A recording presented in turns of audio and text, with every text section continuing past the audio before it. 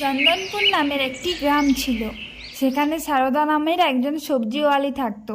সে জমিতে সবজি চাষ করত আর সেগুলো আশেপাশের শহরে ঝুড়ি নিয়ে বিক্রি করতে যেত।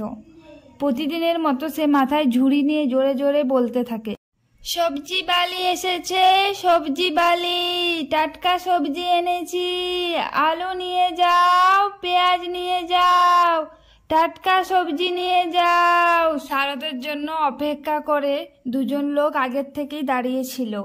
আর যখনই সারদা নিজের ঝুড়ি নিয়ে ওই লোকেদের কাছে যায়, ওদের মধ্যে একজন সারদাকে বলে, আরে এসো এসো সারদা দিদি, আমরা তোমারই অপেক্ষা করছিলাম।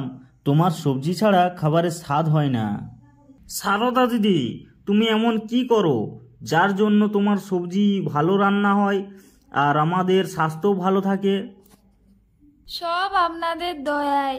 আসলে আমি জমিতে সবজি চারা ও বীজ লাগাই, এতে রোজগারও ভালো হয় আর সবজিও ভালো হয়। আমাকে 3 কেজি আলু আর 3 কেজি পেঁয়াজ দাও। হ্যাঁ হ্যাঁ, এক্ষুনি দিচ্ছি। আমার 3 কেজি বিলাতি চাই। সারদা দুজনকে সবজি দিয়ে আগে যেতে থাকে।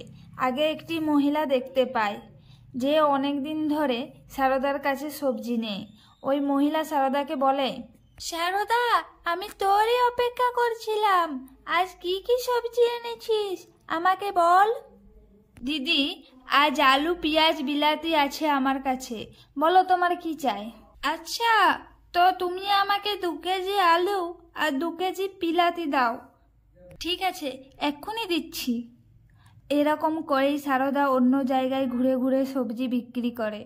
ও সবজির জন্য অনেক অপেক্ষা করে মানুষ, কেননা ও সবজি টাটকা এবং সস্তায় পাওয়া যায়। কিন্তু সবজি দোকানি সীমা ভিতরে ভিতরে খুব হিংসা করে। একদিন সন্ধ্যায় যখন সারদা সবজি বিক্রি করে সীমার দোকানের সামনে দিয়ে যখন টাকা গুনতে গুনতে যাচ্ছিল, তো তখন সীমা ওকে বলে, আজ তো সারদা তোর ভালোই রোজগার হয়েছে। তোরই ভালো, আমি তো এখানেই পড়ে থাকি। তুই তো আমার সব খদ্দের নিয়ে নিয়েছিস। না দিদি, আমার কাজ কাউকে চিন্তায় ফেলা নয়। আমি শুধু দুবেলা খাবার জন্য মাথার উপর ভারী ঝুড়ি নিয়ে সবজি বিক্রি করি। যদি আমার কোনো ভুল হয়ে থাকে তাহলে আমাকে ক্ষমা করে দিও। সারদা, তুই তো সিনেমার নায়িকা হলে ভালো হতো। অভিনয় তো খুব ভালোই করিস। এখন যা এখান থেকে, তোর জন্য আমার কাজ বন্ধ হয়ে গেছে। এরপর নিজের মন উদাস করে সারদা ওখান থেকে চলে যায়। এরপর কিছুদিন পর করোনার দ্বিতীয় ভাইরাস এই পৃথিবীতে আসে। সারদার প্রতিদিনের রোজগার বন্ধ হয়ে যায়। যা জমানো টাকা ছিল সেটাও খরচ হয়ে যায়। একদিন সীমা সারদাকে ওর ঘরে ডাকে। সারদা ওর ঘরে যায় আর ওকে বলে, দেখ সারদা, কৃষ্ণনগর থেকে সবজির জন্য হোম ডেলিভারির অফার এসেছে, কিন্তু আমার কাছে ডেলিভারি করার জন্য কেউ নেই। এই জন্য তোকে একটা সুযোগ দেওয়ার জন্য ভেবেছি। সীমা, আমাকে এই কাজের জন্য উপযুক্ত ভেবেছ, এটাই আমার কাছে অনেক। বলো, কবে থেকে আমাকে কাজ শুরু করতে হবে? দেখ, সরকার বলেছে এক ডেলিভারি বয় একবারই বাইরে বেরোতে পারবে, আর একবারই যত জিনিস হবে তোকে তত ডেলিভারি করতে হবে, আর জিনিসকে প্রথমে স্যানিটাইজ করতে দিতে হবে। ঠিক আছে ম্যাডাম, আমি কাল থেকেই শুরু করব। পরের দিন সীমা নিজের সবজিকে স্যানিটাইজের জন্য পাঠায়, আর ওখান থেকে সারদা সবজি নিয়ে হোম ডেলিভারির জন্য যায়। আর দেখতে দেখতেই দুজনের কাছে অনেক টাকা হয়ে যায়। তখন সীমা সারদাকে বলে, দেখ সারদা, লকডাউনে আমরা কত টাকা ইনকাম করেছি। তুই কি কখনো সারা জীবনেও এত কম দিনে এত পয়সা রোজগার করেছিস? কেননা তুই একবারের বদলে অনেকবার সবজি হোম ডেলিভারি কর। তুই ভাব আমাদের কত লাভ।